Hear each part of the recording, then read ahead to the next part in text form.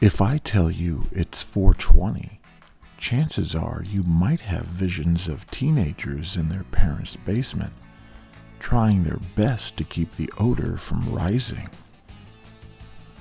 We all know what 420 stands for, but do you know the full story?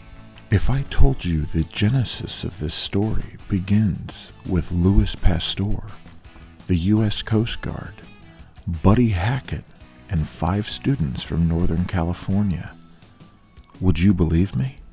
Contrary to popular belief, the origins of 420 have nothing to do with Adolf Hitler, who was born on April 20th, or the rumor that 420 is police code for a cannabis bust.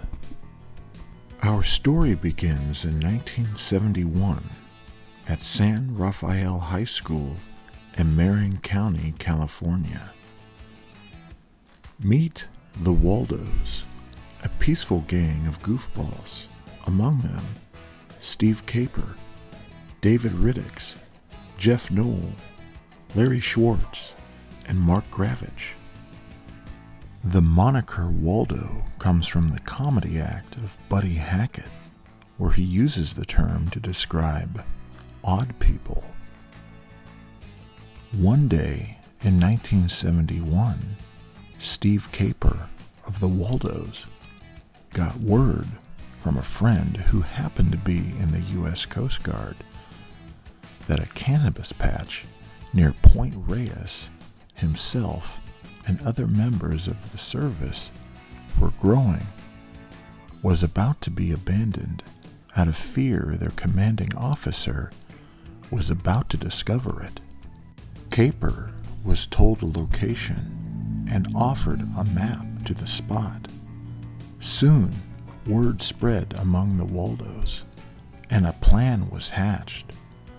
Several members of the Waldos had study hall or football practice. They had to find a convenient time and place to meet. They would all meet at 420 next to the famous Louis Pasteur statue on school grounds. 420 Louis was the code. The code was perfect for throwing off teachers and parents. They all piled into a single car and started their quest of finding the elusive cannabis patch. They returned empty-handed that day, but made the trip many times that summer using the code 420 Louis, which later morphed into simply 420. 420 was inside lexicon for the Waldos, then spreading all over the school and slowly Marin County. What helped blast the word into the American lexicon was David Riddick's brother, who was good friends with Phil Lesh of the, at that time, tiny little band called the Grateful Dead. 420 was out of the bottle and into the fire.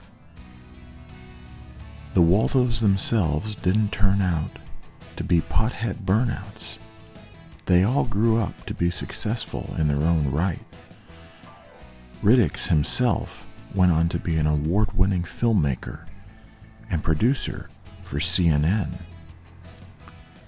420 would have never entered the lexicon if it wasn't for 5 Waldos from Northern California.